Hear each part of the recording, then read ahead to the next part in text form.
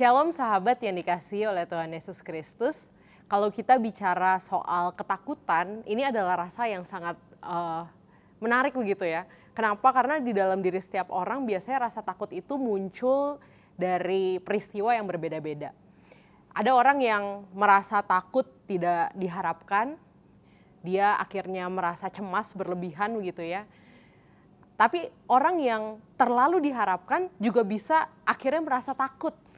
Karena dia merasa takut dengan ekspektasi banyak orang.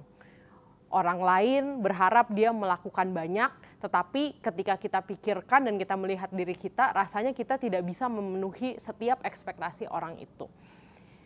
Saudara-saudara yang terkasih dalam Tuhan Yesus Kristus, ini adalah hal yang kadang-kadang wajar terjadi di dalam kehidupan kita. Apalagi ketika kita di dalam masa kecil kita diberikan begitu banyak tuntutan, entah itu dari keluarga, dari orang tua, atau dari orang yang ada di sekitar kita. Sehingga ketika kita sudah dewasa, kita pada akhirnya merasa mudah takut dengan ekspektasi banyak orang. Mudah takut, bahkan bisa jadi mudah takut ketika kita dipuji oleh orang. Kenapa? Karena saat kita dipuji, kita berpikir bahwa orang itu akan berekspektasi sesuatu terhadap kita. Sahabat yang terkasih, hari ini tema kita adalah takut dengan ekspektasi. Ini adalah salah satu rasa takut yang perlu kita sadari dalam kehidupan kita dan perlu juga kita kelola dengan baik sehingga hidup kita menjadi ringan. Tidak sedikit-sedikit takut, merasa cemas dan juga kemudian bingung harus melakukan apa. Dan hari ini saya akan membaca bagian firman Tuhan dari Filipi pasal yang kedua, ayat yang ke-12 sampai dengan ayat yang ke-13. Di situ dituliskan, "Hai saudara-saudaraku yang kekasih, kamu senantiasa taat.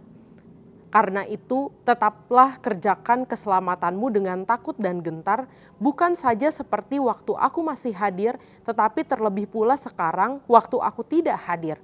Karena Allah lah yang mengerjakan di dalam kamu, baik kemauan maupun pekerjaan menurut kerelaannya."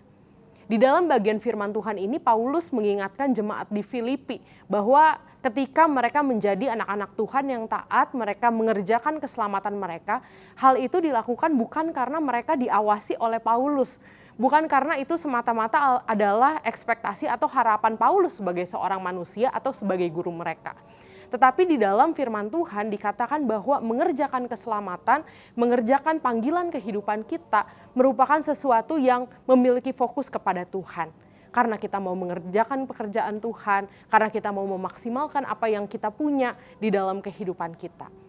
Oleh karena itu kalau misalkan suatu saat ekspektasi orang tidak dapat kita penuhi, tidak masalah begitu ya. Karena memang bukan itu tujuan kehidupan kita. Fokus hidup kita, tujuan hidup kita bukanlah untuk memenuhi ekspektasi orang. Kita nggak bisa mengatur apa yang akan dipikirkan oleh orang lain terhadap kita. Mau mereka senang atau mereka kecewa dan lain sebagainya, kita tidak bisa mengontrol dan juga mengatur pikiran orang lain. Tetapi yang bisa kita kontrol adalah diri kita sendiri.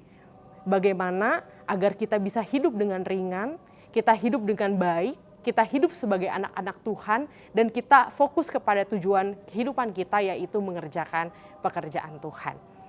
Dan di dalam ayat yang ke-13 dikatakan bahwa di dalam diri kita bukan kita yang semata-mata mengerjakan semua hal di dalam hidup kita, tetapi ada Tuhan yang tinggal di dalam kita. Itu artinya apa? Itu artinya ketika kita hidup dan kita mengerjakan panggilan Tuhan di dalam kehidupan kita, ada Tuhan yang juga menolong kita. Jangan takut ketika kita menghadapi banyak ekspektasi. Jangan takut ketika kita menghadapi banyak tuntutan. Karena sesungguhnya bukan itu tujuan hidup kita. Tujuan hidup kita adalah menyatakan Tuhan di dalam keseharian kita. Kiranya Tuhan Yesus memberkati saudara-saudara sekalian. Amin. Sahabat, ikuti terus Renungan Sapaan Sahabat seri Ketakutan Menghadapi Hidup berikutnya. Tuhan Yesus memberkati. Amin.